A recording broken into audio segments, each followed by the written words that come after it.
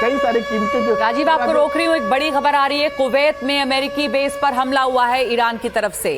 अली अल Salem base पर हमले की ये तस्वीर है जो आपको दिखा रहे हैं। ये कुवैत की तस्वीर है जो जारी की गई है और ईरान ने यहाँ पर एक हमला किया। इस वक्त की बड़ी खबर, कुवैत में भी जो अमेरिकी बेस है वहां पर ये हमला हुआ है, जिसकी हम आपको तस्वीर इस वक्त दिखा रहे हैं।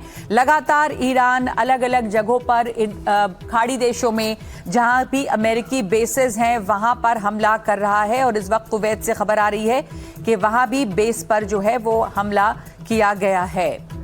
तो कुवैत पे भी हमने देखा कि हमला हुआ है। हम लगातार यही बात कर रहे हैं कि कहां कहां पर टारगेट कर सकता है ईरान, क्योंकि उसकी अपनी कैपेबिलिटी ये नहीं है कि वो ईरान और इजराइल पर, अमेरिका और इजराइल पर सीधा हमला करे। तो आसपास के जितने देश हैं, युद्ध का दायरा वहां पर फैलेगा।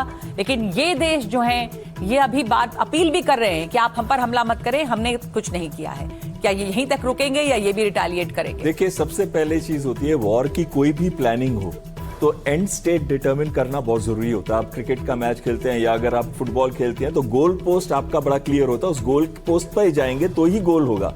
तो कहीं ना कहीं ये एंड स्टेट मुझे लग रहा है दोनों साइड से क्लियर नहीं है।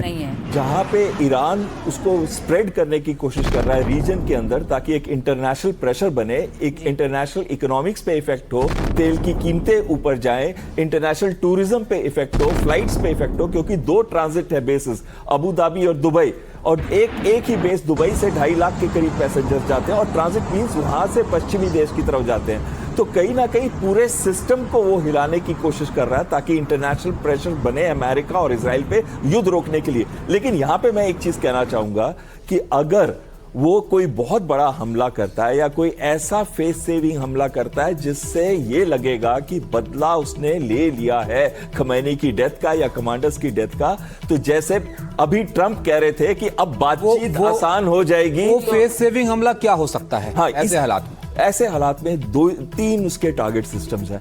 सबसे पहला टारगेट सिस्टम इजराइल ही है, इजराइल के अंदर कोई बहुत बड़ा हमला करे।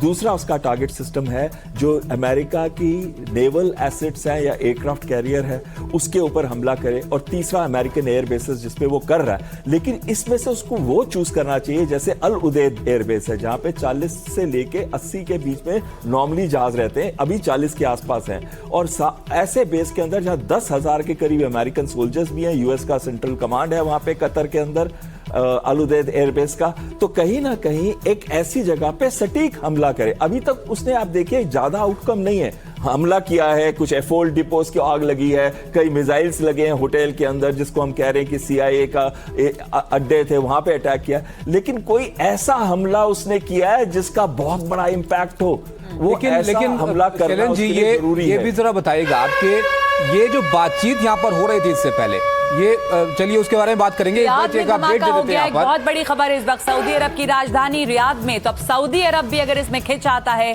तो अरब देश की क्या प्रतिक्रिया होगी और क्या वो करना चाहेंगे इसके बाद ये देखना होगा। तो ईरान बढ़ के टारगेट कर रहा है ताबिश अलग अलग जगहों पर। अल जजीरा के हवाले से यह खबर है और सऊदी अरब की राजधानी जो है रियाद, वहां पर यह धमाका हुआ है। बड़ी खबर, दुबई, बहरीन, कुवैत, इन तमाम जगहों पर अमेरिकी बेसिस पर हमले हो रहे थे, लेकिन अब सऊदी अरब की राजधानी रियाद में धमाका हुआ है। राजीव हमारे साथ है, राजीव से अपडेट लेते हैं। बिल्कुल आप सही कह रही हैं आप, नगमा बहुत महत्वपूर्ण है। सऊदी अरब में अगर मक्का मदीना वहां पर है, आप सोचिए वहां पर अगर ये एस्केलेट होती हैं चीजें तो वो एक अलग डायरेक्शन में इस पूरे विवाद को ले जाएगा। राजीव जरा बताइए कहां पर ये धमाका हुआ है, कितना नुकसान हुआ है?